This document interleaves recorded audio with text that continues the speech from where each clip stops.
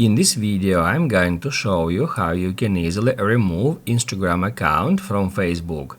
Be sure to watch the video to the very end so you don't make any mistakes. Let's get started, guys, and first off we need to open up Facebook app. Then tap right here to go to menu.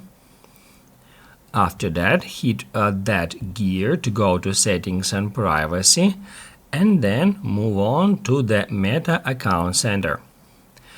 Now guys, here if we scroll down to the bottom, we'll find accounts, and if we get into it, it will show us all the accounts, including Facebook and Instagram accounts associated with that particular Meta Account Center.